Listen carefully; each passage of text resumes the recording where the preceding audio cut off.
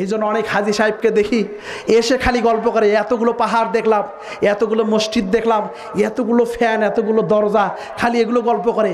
আরে আপনি এগুলো গল্প করেন কেন? তাইফের ময়দানের কি ইতিহাস, বদরের প্রান্তর কি ইতিহাস, ওহুদের প্রান্তর কি ঘটেছিল, আজকে সাফা মারওয়ার মাঝখানে কি ইতিহাস আছে, মিনার প্রান্তরে কেন কোরবানি করছেন, রান্না করে খাচ্ছেন, এগুলোর ইতিহাস জানতে গেলে ওই পর্যায়ে না গেলে বোঝা যায় না। হজ করে এসে খালি গল্প, এই গল্প সেই গল্প, এই করলাম সেই করলাম, খুব আরামে ছিলাম, কোনো কষ্ট ছিল না, এসি ঘরে ছিলাম, এসি গাড়ি, এসি টয়লেট, কথা কর না কেন, সব এসি। এই জন্য ওই ঠান্ডা এসির মধ্যে ইমানটাও ঠান্ডা, কথা কর না কেন। হজ করে আসার পরে ইব্রাহিম আলাইহিস সালামের সুন্নাহ, মুহাম্মদ সাল্লাল্লাহু আলাইহি ওয়াসাল্লামের সুন্নাহ ছিল মূর্তির বিরুদ্ধে।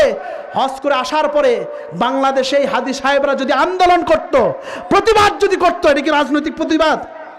মূর্তির বিরুদ্ধে যদি প্রতিবাদ করত, প্রধানমন্ত্রী রাষ্ট্রপতি বরাবর যদি স্মারকলিপি দিত, মানববন্ধন যদি করত, তাহলে 3 মাথা 7 মাথা 4 মাথা কোথাও মূর্তি থাকতো না।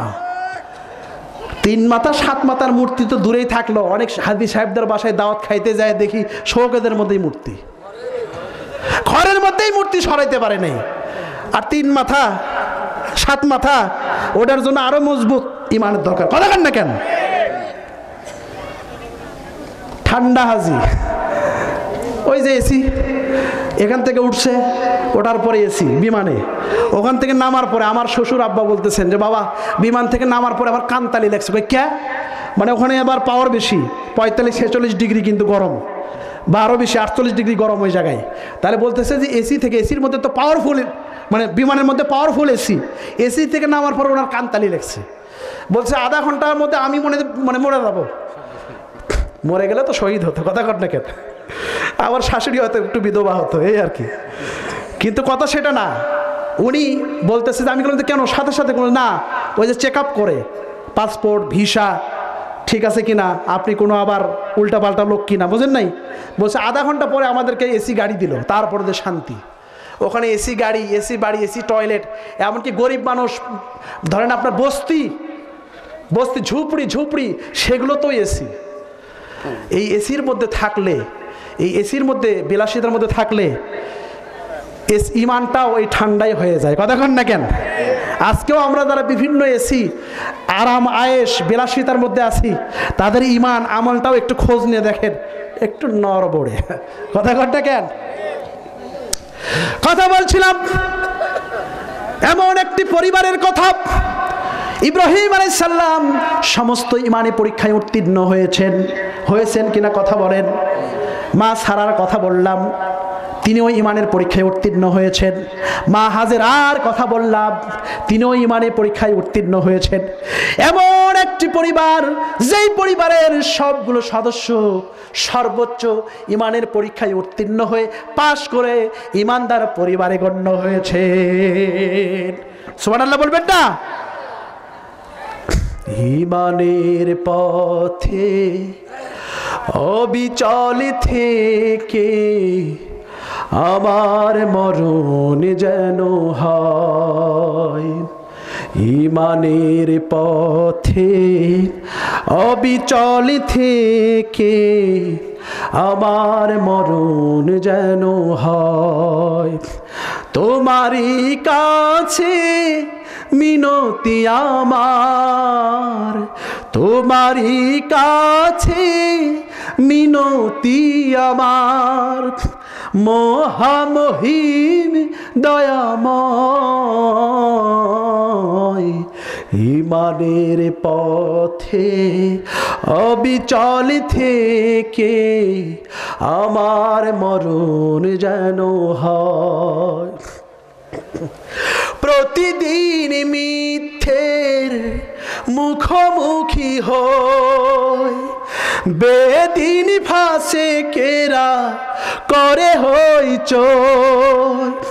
প্রতিদিন মিথ্যের মুখোমুখি হই, বেদিন ফাঁসে কেরা করে হইচই। আজাজিল এসে গোমরাহি সুর গান করে তোলে মোহময়। বলেন, ঈমানের পথে অবিচল থেকে আমার মরণ যেন হয়। ঈমানের পথে অবিচল থেকে আমার মরণ যেন হয়। তোমারই কাছে মিনতি আমার, তোমারই কাছে মিনতি আমার, মহামহিম দয়াময়। ঈমানের পথে অবিচল থেকে আমার মরণ যেন হয়। ঈমানের পথে অবিচল থেকে আমার মরণ যেন হয়। জান্নাতে যাওয়ার কথা ছিল নাকি? ওই একটা বিষয় এখনো ভেঙে দেওয়া হয় নাই নাকি? হযরত মুহাম্মদ মুস্তাফা সাল্লাল্লাহু আলাইহি সাল্লাম তিনি একটি হাদিস বলেছেন, সংক্ষেপে বলছি, 5 মিনিটের বেশি সময় নেব না। অনেকেই বলছেন সারা রাত লাগবে। রাসূলের একটি হাদিস বলছি, 5 মিনিটের মধ্যে শেষ হয়ে যাবে, এরপরেই মোনাজাত করে দেব। আমার রাসূল বলছেন, পৃথিবীর ভিতরে কাল কিয়ামতের কঠিন মুহূর্তে আমি প্রথম মাটির ভিতর থেকে উত্থিত হব। সুবহানাল্লাহ কোন। এরপরেই আমি হাউজে কাউসারের পানি পান করব। আমি প্রথমে আল্লাহ রাব্বুল আলামিন মুমিনদের জন্য যে জান্নাত রেডি করে রেখেছেন, সেই জান্নাতের ভিতরে প্রথম যে ব্যক্তি প্রবেশ করবে আমি হচ্ছি সেই ব্যক্তি। প্রশ্ন হলো, নবী রাসূল সাহাবায়ে কিরাম তো জান্নাতে যাবেই, সন্দেহ আছে নাকি? আমরা কেমনে জানবো? হুজুর যে হাদিসটা বললেন এই হাদিসের মধ্যে তো আমাদেরকে কিছুই নাই। আছে না নাই? একটা উদাহরণ দেই তাহলে পাবেন, এবং ওই সুযোগটা নিতে হবে। পারবেন তো? খেয়াল করে দেখেন, বাংলাদেশে উন্নয়নের জোয়ার বইছে। যমুনা সেতু হলো, পদ্মা সেতুতে হাত দিয়েছে সরকার, কথা বলেন ঠিক কিনা? এখন বিগ বাজেট, হাজার হাজার কোটি টাকার যে জায়গায় কাজ হয়, ওই জায়গাটা কমপ্লিট হয়ে গেল। আমার কথা কি বোঝা যায়? ওই জায়গা কমপ্লিট হয়ে গেল, হাজার হাজার কোটি টাকা ব্যয় হয়েছে। আপনাদের কাছে প্রশ্ন রাখি, এটা উদ্বোধনের দিন চলে আসলো, একটা মেম্বারকে দিয়ে উদ্বোধন করালে কেমন হয়? মানায়? হাজার হাজার কোটি টাকা, দেশের মধ্যে সবচেয়ে বড় বাজেটের টাকা, কথা বলেন না কেন? চেয়ারম্যানকে দিলে মানাবে? একটা এমপি, অত্র এলাকার এমপি, ওই জায়গায় মানায়? মানায়?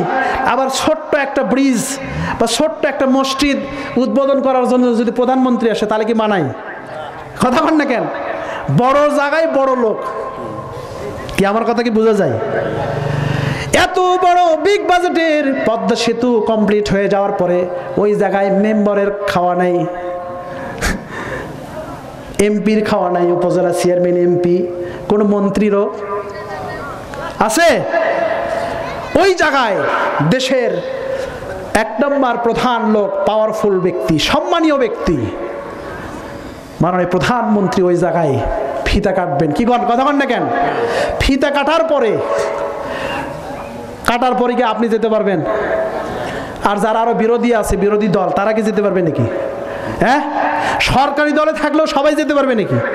সরকারি দলে যখন কথা বলতেছি, প্রায় 6 কোটি মানুষ ভক্ত আছে, 6 কোটি মানুষ কি ওখানে যাবে নাকি?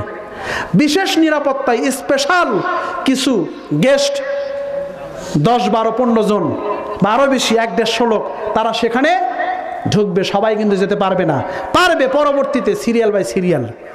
কিন্তু ওই জায়গায় কোনো বিরোধী দলের কোনো সুযোগ আছে নাকি? আছে? নাই। 1 থেকে 150 লোক আছে। প্রধানমন্ত্রী একটু যদি হাঁটতে চাই, ঢুকে যায়, প্রধানমন্ত্রী একাই যায় না, সাথে সাথে ওনারাও যায়? সাথে সাথে ওনারাও যায় কিনা? ওনারাও যায়। তেমনি আমাদের সকলের আশা, আমরা সবাই হাত উঠাইছি জান্নাতে যাব।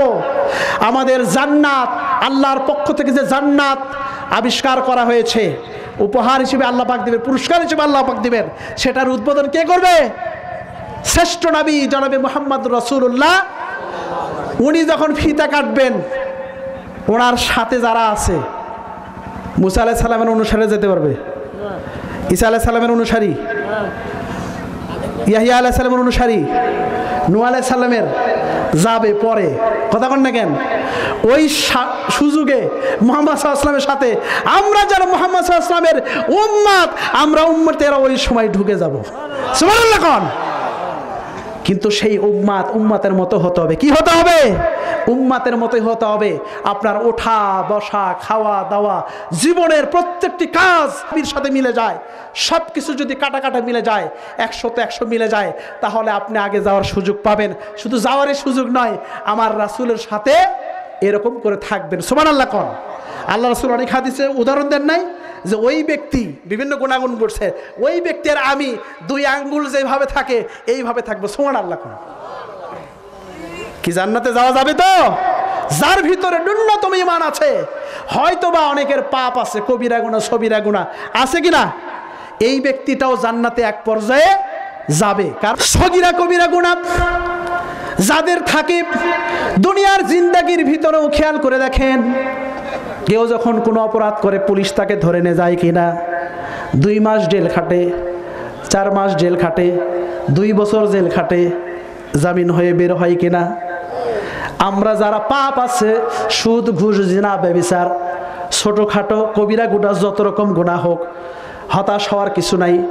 লা তাকনাতু মির রাহমাতিল্লাহ, রহমত থেকে নিরাশ হয়ো না। আল্লাহ পাক বলছেন যত গুনাহ থাক, এই গুনার জন্য ন্যূনতম আপনাকে কিছু জেল খাটতে হবে, জাহান্নামের ভিতরে যেতে হবে। এরপরে যখন আপনার শর্ত অনুযায়ী পরিমাণ মতো জাহান্নাম খাটা হয়ে যাবে, এরপরে আপনি বের হওয়ার পরে জান্নাতি হয়ে যাবে। সুবহানাল্লাহ কোন?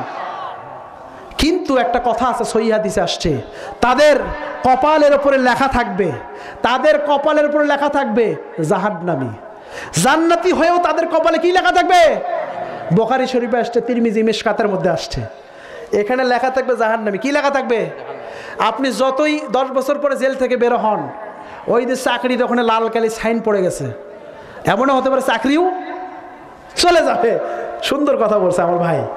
তাহলে জান্নাতে যাবে, কিন্তু এই জায়গায় কি লেখা থাকবে? জাহান্নামী। শুনছেন এই কথা? কোনোদিন শুনছেন? শোনেন নাই, অনেকেই শুনছেন, আলহামদুলিল্লাহ। তো যাক, আল্লাহ রাব্বুল আলামিন আমাদেরকে শ্রেষ্ঠ জাতি, শ্রেষ্ঠ উম্মাত হয়ে বেঁচে থাকার সুযোগ করে দিন। আল্লাহর নবীর শ্রেষ্ঠ উম্মাত হওয়ার সুযোগ করে দিন। ওয়া আখিরু দাওয়ানা আনিল হামদুলিল্লাহি রাব্বিল আলামিন। আসসালামু আলাইকুম ওয়া রাহমাতুল্লাহি ওয়া বারাকাতুহু।